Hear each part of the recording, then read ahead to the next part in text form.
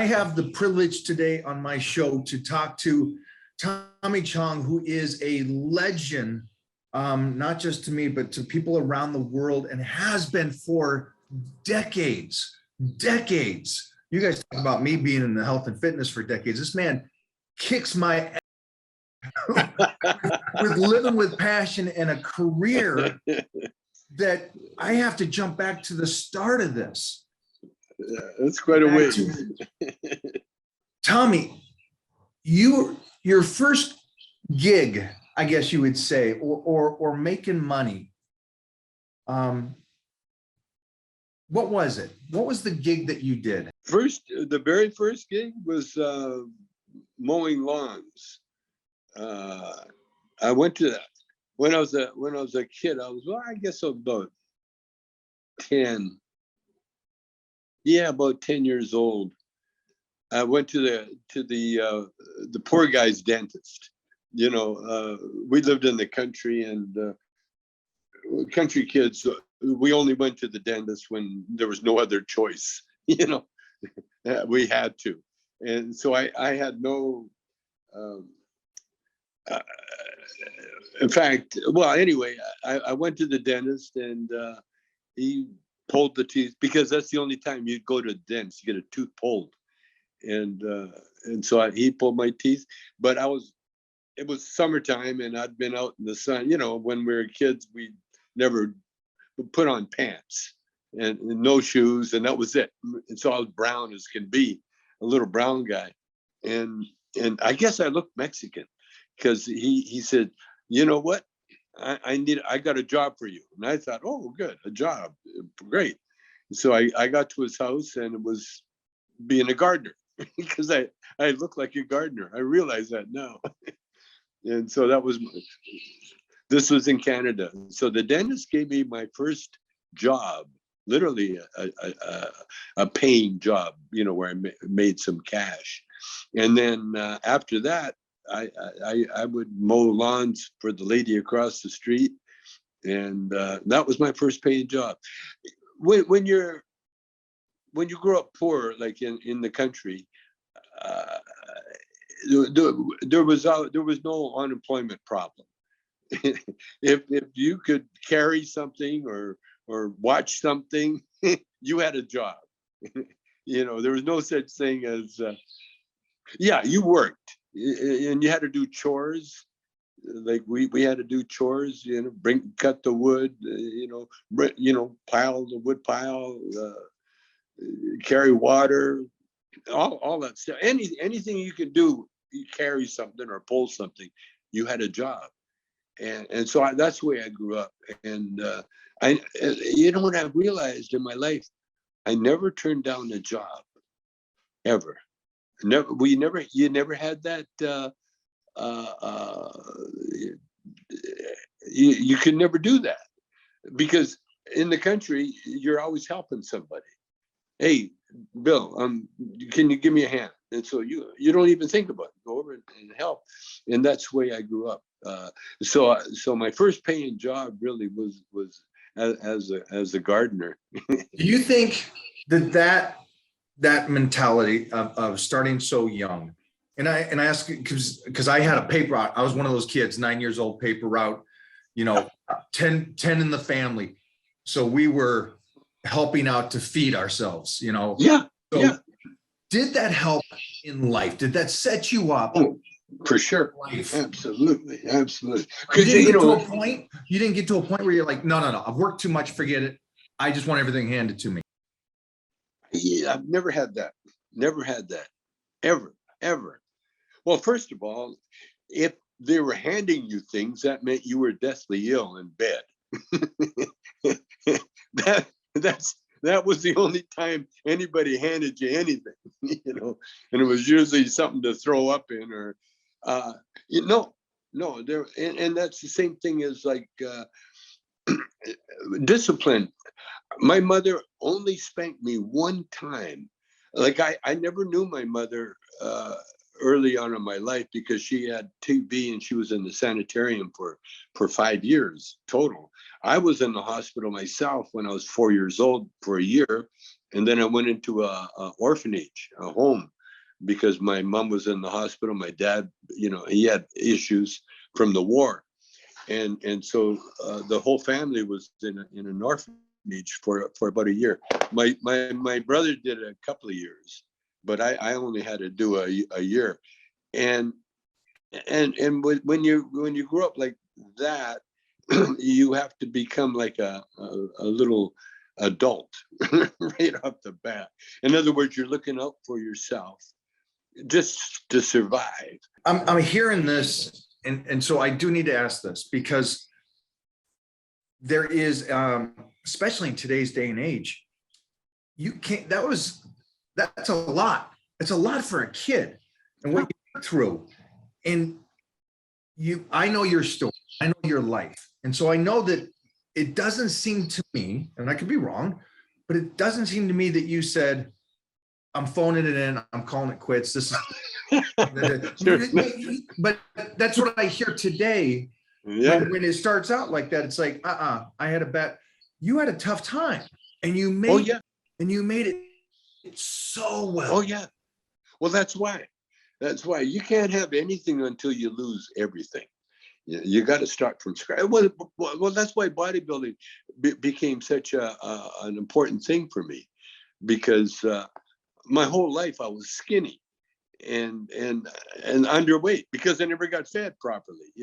It's those little things that we did when we were kids that we kind of hold on to through a lifetime, which it seems to me helped you succeed, not just in Hollywood, which eats up people and spits them out, but you, especially at such a young age, and I hope everybody takes this from this video, at such a young age, you understood, and you had so much alone time talking to yourself that you knew who you were. Question. And I think that's missed today. I know that we talk about it very nonchalantly, but I think that's a huge part of today. Most people, even in their 30s, still don't even know who they are and what they want, where you at such a young age, and the same thing for me. At 9, I knew what I wanted. And it really does help if you can get that alone time and focus on it. Well, we are all individuals, and what's good for me may not be good for you, and vice versa. But what you learn, what I learned really is I learned how to go to the higher power, and you can call it intellect, you can call it whatever you want to do, but stop and think about it. That was always the thing, and with me, I always took advantage of people being friendly. I never had a problem, especially with, like in the home and that. There was no problem. And by the way, being incarcerated that young in the hospital and then in the home, when I had to go to prison, that was no problem, because it was like going home. I'm going back to an environment where I'm alone. Let me ask you 2 questions then, because I get that everybody's different. Everybody has to kind of find their own route. Yeah. But 2 things that I find, and that you and I can definitely talk about, is that the fact of Hollywood does eat people up. In the health and fitness world, I have seen this for over 3 decades. It eats people up if you don't come in knowing what you want to be, knowing what you want to look like. And it's the same thing for Hollywood. Well, who are you? What characters do you want to portray? What don't you want to portray relative to, I got to take the job, I need money. Or I got to compete on stage and I have to look a certain way to appease them, even though I don't like it. Yeah. So what would you say to those people? Well, they exist because not everybody can be enlightened and advanced, so there are different levels. Now, the way I say to everybody, you will get there eventually. Right now, you're going through these phases that you do, especially with your body. You know, you can't wish a body on yourself. You know, you can't pretend a body on yourself. And one of the greatest things that I learned about bodybuilding, it was one of the most honest and creative activities you can indulge in, because you, well, I found it because my lack, first of all, I couldn't make a hockey team because I never had the strength.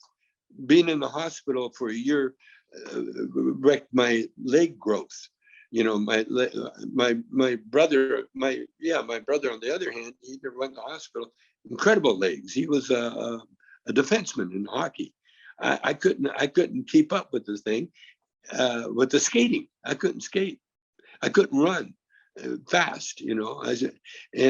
But then when I got to high school and I started working out, you know, just playing football, and I got it. It was my guts that got me on the team. You know, they had a little drill and they said, "Okay, tackle this guy," you know. And I had a neighbor who was from England, and he was a rugby player, and he took me in the field one time and he said, "Show me how to tackle properly." He says, don't, it's the feet, the ankles, hit that ankles, man. They're not going anywhere, you know? And so we're in high school and they said, "Okay, Chong, you know, he's, you know, let's see what you got." So the running back come running through, man, I hit those ankles and stopped him cold, man. And so, you know what they did? They said, "Oh, Chong, come here." They give me a ball and they wanted to see if I could be a running back. Because that's really what they were looking for, you know. But I was so slow, man. I just never had the thing. And I never had the eyesight. And I considered a blessing, because had I been good in sports, I would be limping today, man. I'd be banged up. But what I found out, then I went to the YMCA and I found the weight room. And back in the day, especially in Calgary, you know, the YMCA was very, I mean, so gay. It was like, I had no idea. That's where we took our swimming lessons, and the swimming instructors would make us take off our bathing suits. And so all the kids, 12-year-old, 11-year-old kids were all butt naked, you know, little wieners hanging out. and but that was a normal thing. And so, but I discovered the weight room, and I went in there, and I just fell in love with it. But I had no idea how to work it, and it was so old. They had old big lead balls with a bar in between them. I mean, that was their old weights there, and nobody went. Hardly anybody used it, and so I started just playing around with it. You know, I had no idea. And then as I got older, you know, we got fired out of Calgary, and I ended up in Vancouver on my own. I was 19. 18, 19, 17, 18, 19, somewhere in there. I started, you know, playing dances, and then I made friends with the bouncer, and the bouncer said, you know, there's a gym, you know, come on down to the gym, Western Gym. And that's when I got introduced to the bodybuilding world. And what they had upstairs, and it was for the lighter weights and the aerobics, and they had a wrestling gym in there. Now, but in the basement, whoa, that's where the heavies were, the heavies weights, and you couldn't go down there unless you could incline 45s. You had to have 45s. If you could do that, you were welcome there. Of course, I the first year I couldn't do it, but eventually I got it, and then I started going down there, and then hanging out with the bodybuilders, and that they got me going, and they steered me the wrong way at first. You know, there was a Chinese kid there, beautiful body, but he was a gymnast. You know, the gymnasts turned bodybuilders. They're cut. They got the abs. They got everything. You know, they got muscles in their muscles. But I told the guy, you know, I said, you know, what should I eat? Well, he told me, he says, bananas and milk, that will get you big. And so I said, yeah, it did, but in the wrong ways. But my metabolism is very Chinese. And so I after I gained all the weight, and I did gain weight, but I didn't gain any strength and I didn't gain any muscle. I just gained fat, but I was on the right track. And then, so I adjusted my diet. And then years later, I ended up coming to, in fact, the reason I wanted to go to California was to go to Gold's Gym. And so when we got into town, my girlfriend and I had a wife and family in Vancouver. And no, at this time, they were in Detroit because they moved out to Detroit. And then I got to, my girlfriend and we got to LA. And the first thing I did, Barry Gordy gave me a nice little severance pay. And so I had a little bundle of cash. And the first thing I did, I went down and joined Gold's Gym. I think it was it still on Pacific or was it in Santa Monica? Pacific. It was the first one, the very first one. And I was there, not only there, but there's no one else. It was late at night and I went there and I paid my money, $25. That's what it cost. 25 for all 3 months. So, and no instructions and put the weights away. That was the rule. Yeah, that was Gold's Gym. So I get there and Zabo Koszewski was running, Zabo the chief. And the chief and I, to this day, we became the best friends. And I put him in movies. I put all the guys that I could find, all the bodybuilders. I found a place for them, Body by Jake. I put him in there. But yeah, but the first time I was in the gym, and no instruction, right? And so I saw this other guy, and he's having a hard time doing presses or something. And so I went over to help him out, And Zabo took me aside. He said, "Save your breath." I said, "What?" He said, "Save your breath. Just forget about it. Just worry about yourself, Just work out, In other words, don't waste time." And so I did. And so eventually I figured out a routine. That's an interesting statement that you just said, though. I think to you, that might have been, what was that to you, saying, focus on your training, not the other person's training? What was that to you? Well, this is the chief. The chief is telling you, and the chief, like he said, no instruction. They're not going to tell anything. But he would come up and he'd give me, he'd look at me and like Arnold. I got to tell you what Arnold said to me. I've been knowing him for years, but he really didn't know who I was, until the movie. Until yeah, Cheech Chong. Then he knew. But I was just a guy, And one time he said to me, he said, I look at you, I kind of, what's wrong with your body? And I look at you and he says, I realize you have no shoulders. You have no shoulders. It's true. I have no shoulders. And that's what I concentrate on. No, I learned. You went from the YMCA or where were you were the second time to the greatest. The greatest. To Zabo and these guys. You went from probably below average to the most elite in the world. The most elite. Absolutely. Yeah, absolutely. That was a blessing again. Wow. And the thing is, like in the bodybuilding world, if you don't have the goods, no one really sees you. You are invisible. Yeah.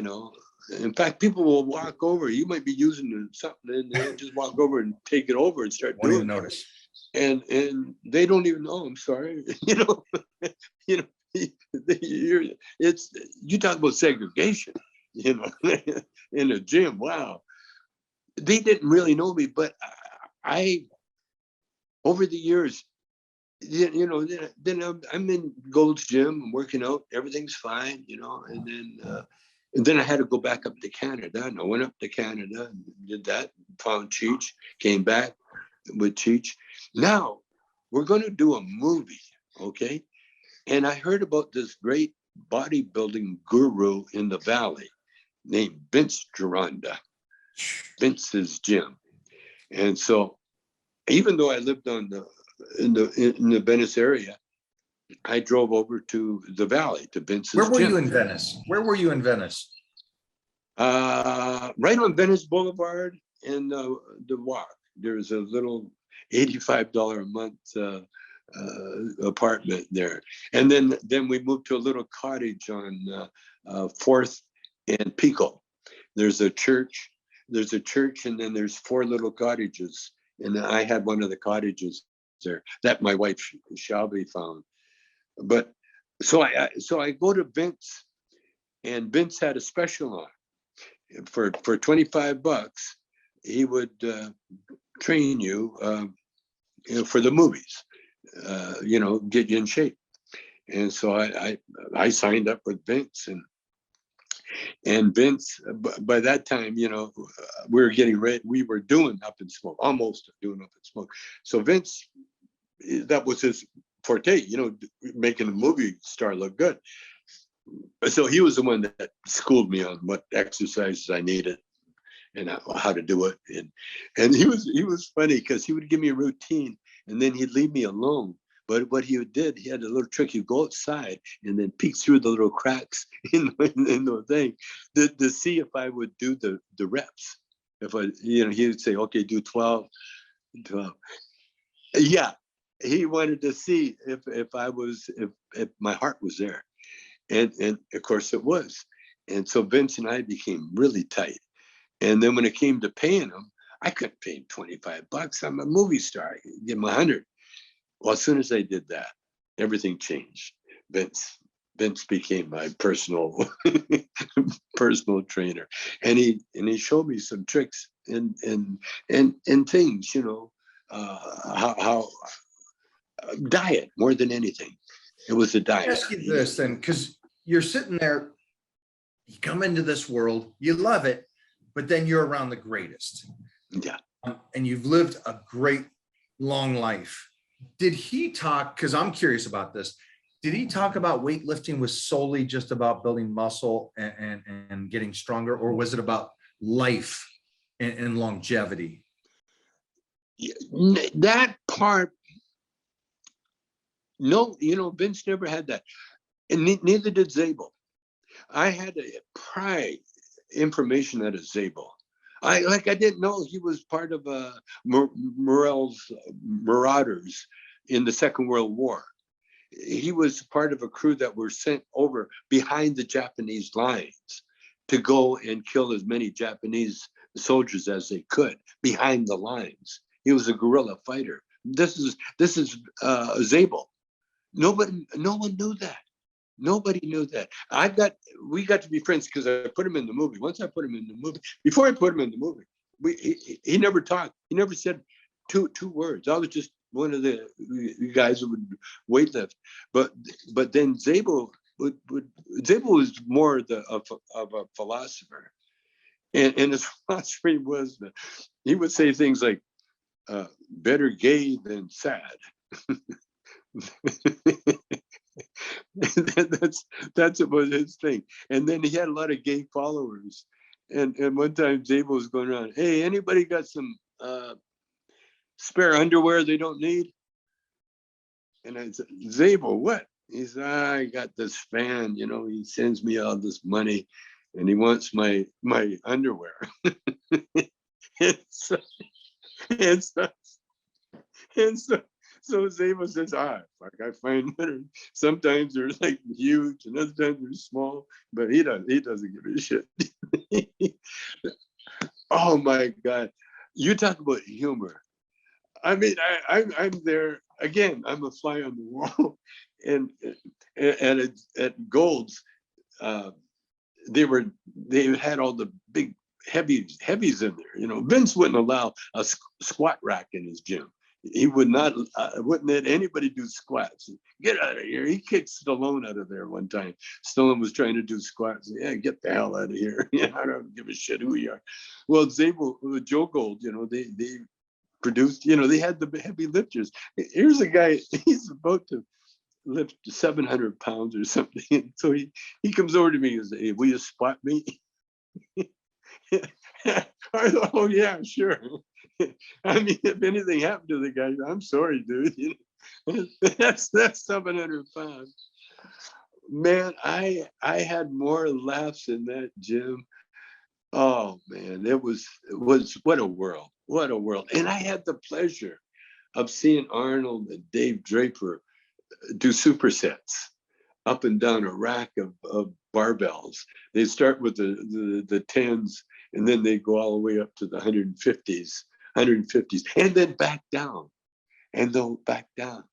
I mean, I saw Platts doing squats until he's almost bleeding, and it was crazy. And you weren't just at that goal. You continued on. Oh yeah, the world. Yeah, yeah. All of them. And how is, because the question then is because I know Arnold at the end of the pumping iron is sitting there smoking. Yeah. But do you find, or did you see that the guys then liked smoking? Did it help them in bodybuilding? Did it help them relax? What's your take on that? No, for sure. Arnold was the one that really pointed it out to us by his action. See, the thing is about with bodybuilding, there's no talk. There's just action, you know. And what I learned, and then you have to sneak around these guys, because they used to go over to Zabo's house, and Zabo had a bong, big ass bong in his front room.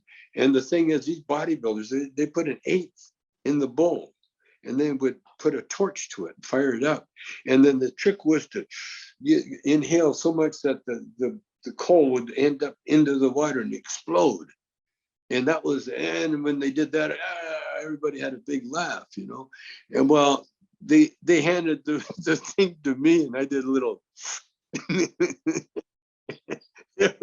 okay, kid. Yeah, okay, kid, you're out of here. But you know what they did? Especially at World Gym.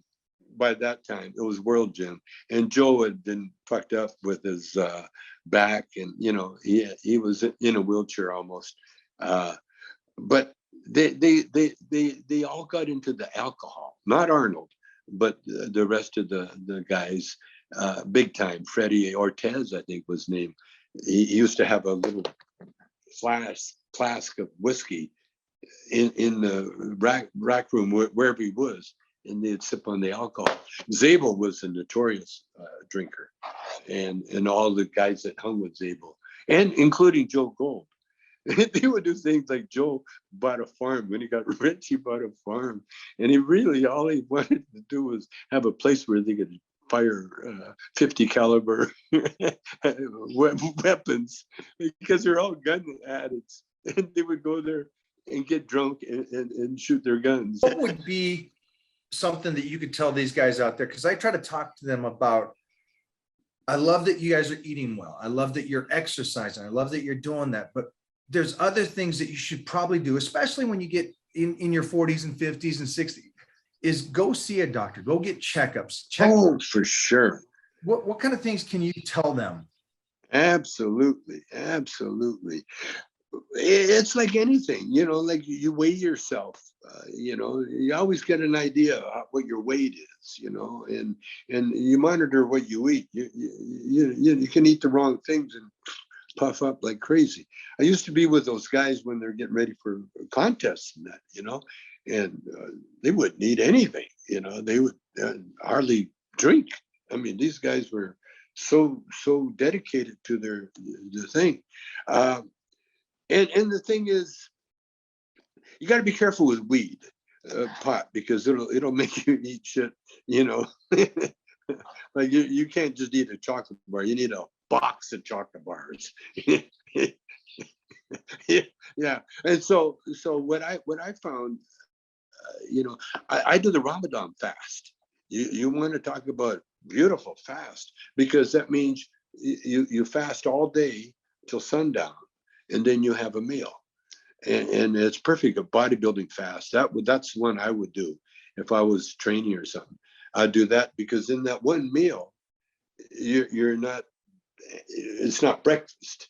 It's before you go to bed, and so you don't want to eat wrong. You want to eat as light as you can, and you just fasted, and then you're going to fast again. So I love the Ramadan fast, because it really will keep you down. See, the worst thing about bodybuilders is that their mind will tell them what to do, but their body goes, "Oh, I need to eat," So what would they then, what's the pros and cons then? Because obviously it sounds like weed's going to make you want to eat more. Yeah. What's the pros and cons that you find from weed? What's good? What's bad? Overeating is bad. Well, because I know what marijuana, in a nutshell, pot, in the history of pot, it started out as a religious sacrament. That's it started out with. It's the potheads that wrote the Bible. It's the potheads that they call it canna in the Bible. It's what the burning bush that Moses talked to, the burning bush. That is the cannabis bush. And so what you have to do is treat it like a sacrament, what it is. And when it's the voice of God, by the way. And that's why the rappers do it, the artists do it, the writers, all the ones that aren't into alcohol. Now, alcohol will take you out of your human body and just leave you with the muse, but it'll tear your body up. It'll make you more unconscious. A pot, if done right, will connect you with the muse. That's the small, still voice that you hear in your head. That's a voice that tell you that you're hungry. You may not be hungry, but you get high. They call it the munchies, but really what it's done, what pot has done, it activates every cell in your body. And so the hunger pains is healthy, because unless you are a true bodybuilder, you don't really feel the hunger pains. If you're a real true bodybuilder, you will feel the hunger pains, and water is not going to help. but you got a contest to do. You're going to do it, get it over, and now you can pig out. You see, but you got to be careful. Yeah. So what you want to do with the pot is realize it's your connection with your higher self, with your intellect. Because what happens to me when I smoke up, all of a sudden I was tired, but now all of a sudden I'm getting these flashes, these incredible flashes that, whoa. And it's not just for me, it's for the planet, because I'm at that stage now where I can influence a lot of people with what I say. And what I learned about bodybuilding is your appearance will tell more about you than any book, any reading, any discussion, anything. Like bodybuilders will look at a guy and go, this guy has been in the gym. This guy knows what he's doing. And if he's dressed, my first hero was Steve Reeves. And the reason he was my hero was that after he won Mr. America, he wasn't wearing a t-shirt or, showing off. He was wearing this beautiful Hawaiian shirt, and that beautiful arm was sticking out under this shirt, and the bicep was coming around, and that beautiful face and the way he looked, and he looked just like the boy next door, except he's so perfect. Yeah. He's so perfect. And another Oh my one that God. you name. It's just I got to meet and have dinner with him and sit down and talk to him. And it was, I'm sitting there looking at this guy. And at that time, he was later, we lost him shortly after that. But it was like that typical like Hollywood star, you know, it's like, wow, he's just magnificent in person. Yeah.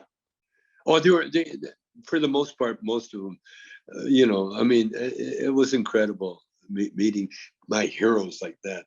Dave Draper and I became friends before I was anybody. He was one of, oh, well, I never put Draper in the movie. Dave never hit the movie, but he was working for Weeder, and every time I'd see Dave, he would give me all these supplements. Hey, here, T-shirts, supplements, everything. Yeah, here, kid. You know? And then we became friends. But Drake had a alcohol problem, you know, and so he came out to him and Zabo came out to my house in Malibu, because I knew them when I was on a little flat in Venice Beach, and now I'm a big star and I got a home in Malibu, and so Draper and they were on their way out to work in another gym in Oxnard, and Draper came up and he was a little drunk, and he's so big, I swear to God. We're talking, and he's standing next to the roof of the garage, I think it was, and there was a squirrel on the garage. He jumped on Draper. He thought Draper was a tree. he jumped on his shoulder, and Draper barely noticed him. You know, because he kind of looked at him, and the squirrel did, and then he jumped off. But oh my God, those guys! I had so much fun with them, and Zabo. Man, thank you. Thanks so much for doing this today with us. I know I ran, man, but you're a joy to talk to. Okay, I got to go. Go. Much love. Thank you, man. So I know you're going to pick up on the passion and the love this man has, and it comes off the screen. But I hope you guys picked up on the aspect of this man grew up in a place that was so removed from Hollywood, or his dreams, I guess you would say. So removed, financially removed, in every aspect. You know, most people, I would say, there's no chance on getting out of there or creating something he did. And he went over and above. He became such an iconic person and character that he's still doing it today at the mid 80s. So for you guys at home, man, I hope you enjoyed this video. I hope you guys got something out of it. But more than anything else, I keep trying to tell you and push this over and over again. It is mindset. It is the love of what you're doing. Get out there, enjoy it. I will talk to you all soon. I'll see you next week.